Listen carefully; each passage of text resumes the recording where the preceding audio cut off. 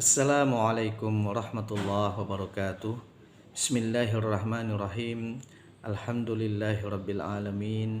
Wa bihi nasta'inu ala umurid dunya waddin. Asyhadu an la ilaha illallah al-malikul haqqul mubin wa asyhadu anna Muhammadan abduhu wa rasuluh shadiqul wa'dil amin.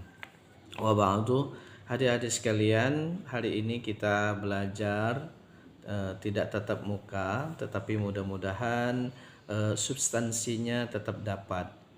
Hari ini kita belajar tentang hadis Nabi dengan tema iftaraqatil ummah, perpecahan umat. Sebuah hadis Nabi SAW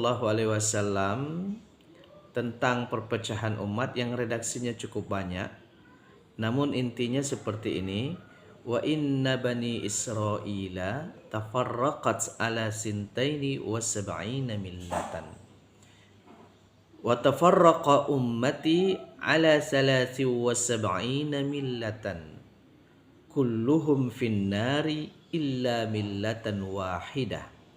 Qalu wa ma hiya ya Rasulullah? Qala ma ana alaihi wa ashabi.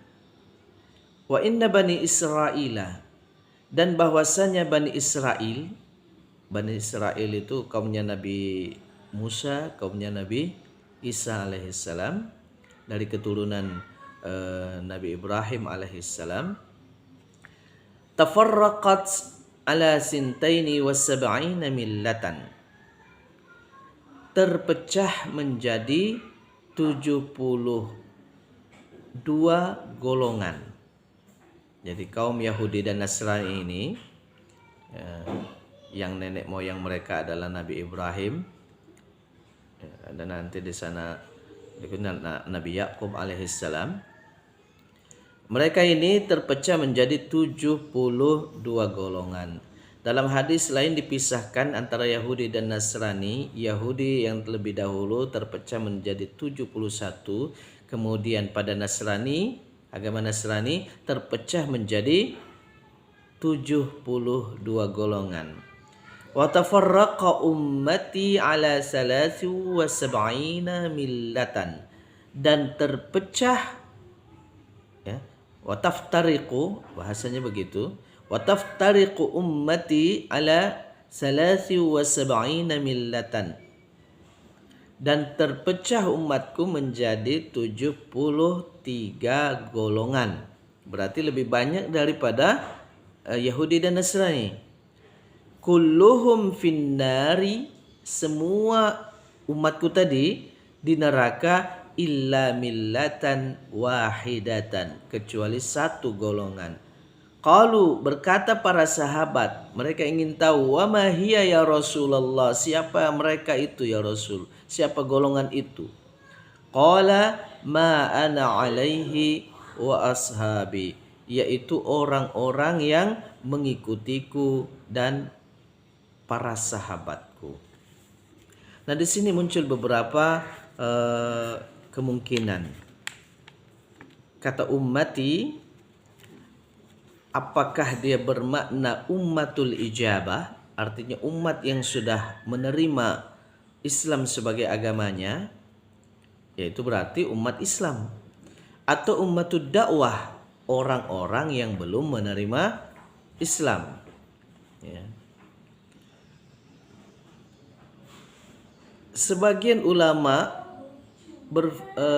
memaknai bahwa ummati di situ adalah ummatul ijabah, artinya orang sudah masuk Islam, dan mereka mencoba menghitungnya menjadi menggenapkan siapa saja yang dimasukkan dengan 73 golongan. Mulailah dia dengan Syiah, dan yang semasa dengannya ada nanti Khawarij, Qadariyah, Jabariyah, kemudian muncul juga Mu'tazilah, ya, Ahlus Sunnah wal Jamaah.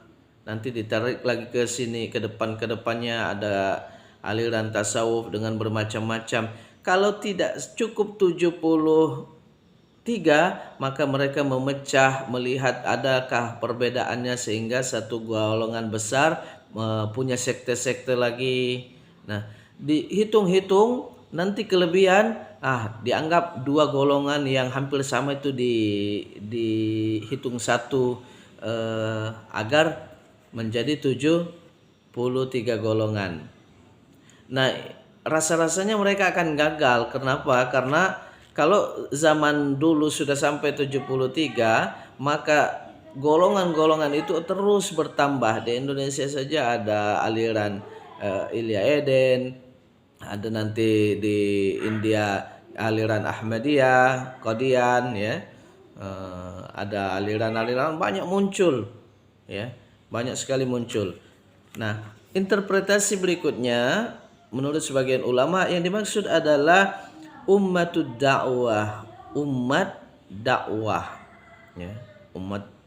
Umat ijabah iya, tapi umat dakwah juga iya. Jadi umat Nabi ada dua, ada yang sudah menerima Islam sebagai agamanya, ada yang di luar Islam tapi dia masuk dalam kategori umat Nabi karena seharusnya mereka sudah mengikuti syariat Nabi. Termasuklah Yahudi di masa Nabi, Nasrani di masa Nabi dan masa sekarang ini itu digolongkan kepada ummati, ya. Nah, menurut kelompok ulama ini bahwa kulluhum finnar, setiap mereka di neraka, ya termasuk yang tadi yang belum masuk Islam, illa wahidah, karena ujungnya illa wahidah, kecuali satu golongan. Siapa mereka? Ma ana alaihi wa ashabi, ya, yaitu golongan yang mengikutiku, mengikuti agamaku, mengikuti tradisi sunnahku, ya. Nah itu wa ashabi, dan mengikuti sahabat Nabi. Nah, jadi demikian, ada dua interpretasi pada kata ummati ini. Ada sebagian ulama mengatakan itu umat Islam, ada yang lain juga mengatakan itu umat dakwah, umat yang belum masuk Islam, maka mereka masuk di neraka. Kalaupun masuk di sana ummatul ijabah dan ummatul dakwah, maka yang selamat adalah ummatul ijabah yang sudah menerima Islam sebagai agamanya. Itu ditandai dengan ma ana alaihi wa ashabi, yang mengikuti aku dan sahabat-sahabatku. Nah, ini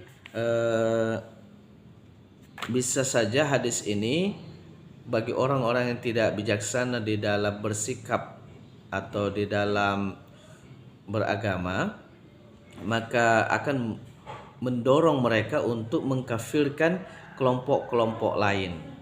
Nah, ini perlu kita sandingkan dengan hadis Nabi yang lainnya, yaitu man qala la ilaha illallah dakhalal jannah. Siapa yang mengatakan tidak ada Tuhan selain Allah, maka dia akan masuk surga. Man kana fi akhiri kalamihi la ilaha illallah dakhalal jannah. Siapa yang akhir kalimatnya adalah la ilaha illallah, masuk surga. Dan sebenarnya hadis ini tidak mendorong orang untuk mengklaim dirinya lah yang paling baik atau golongan lain adalah golongan yang celaka. Justru hadis ini mendorong kita untuk berusaha sebaik mungkin mengenal agama kita, agama yang dibawa oleh Rasulullah ini sesuai dengan yang memang beliau ajarkan, sehingga tata peribadatan mengikuti Nabi Shallallahu Alaihi Wasallam, sikap hidup mengikuti Rasulullah Shallallahu Alaihi Wasallam, pandangan terhadap kehidupan dunia juga mengikuti Rasulullah Shallallahu Alaihi Wasallam, pandangan terhadap akhirat juga mengikuti Rasulullah Sallallahu Alaihi Wasallam, sehingga agama ini yang dibawa oleh Nabi Sallallahu Alaihi Wasallam bisa kita warisi secara baik sebagaimana yang beliau sampaikan, termasuk di dalamnya cara-cara beribadah, ya. Oleh sebab itu kita tidak boleh berhenti belajar, kita harus telusuri sebenarnya bagaimana betul cara Rasulullah Sallallahu Alaihi Wasallam dalam beragama ini, sehingga kita bisa masuk kepada kategori ma'ana alaihi, yang mengikuti aku, mengikuti sunnahku, wa ashabi, dan sahabatku, ya. Ada ungkapan kan begini, ikhtilafu ashabi rahmah, perbedaan sahabatku itu rahmah. Ya, rahmah karena dia menjadi tanawu fil ibadah. Salah satunya sahabat ini melihat Nabi seperti ini, yang lain melihat Nabi seperti ini, maka pilihan bagi kita. Tapi terkadang kalau yang berikhtilaf itu bukan orang yang cerdas, ya, orang-orang di masyarakat biasa, ikhtilafnya itu bukan jadi rahmah, ikhtilafnya itu jadi bencana, mengkafirkan sama-sama muslim. Dia mungkin lupa dengan hadis Nabi, man qala li akhihi ya kafir faqad ba'a bihi ahaduhuma. Siapa yang memanggil sahabatnya saudara muslimnya kafir, maka salah satu di antara keduanya akan kafir. Kalau tuduhannya tidak benar, maka kembali kepada dirinya. Ya, jadi itu ya yang terpenting di dalam hadis ini, justru dorongan bagaimana kita mempelajari kembali bagaimana sebenarnya agama yang diajarkan oleh Nabi ini, sehingga kita bisa mengamalkan betul sesuai dengan apa yang Nabi dan sahabatnya pernah lakukan, pernah contohkan dan berikan garis batasannya. Bukan berarti kita tidak boleh berkreasi, tapi kreasi kita berada dalam batasan yang telah ditentukan oleh Nabi Shallallahu Alaihi Wasallam. Kalau tidak, kita akan membuat cara beribadah yang berbeda dengan yang dicontohkan oleh Nabi Shallallahu Alaihi Wasallam. Saya kira demikian. Terima kasih atas perhatiannya. Wassalamualaikum warahmatullahi wabarakatuh.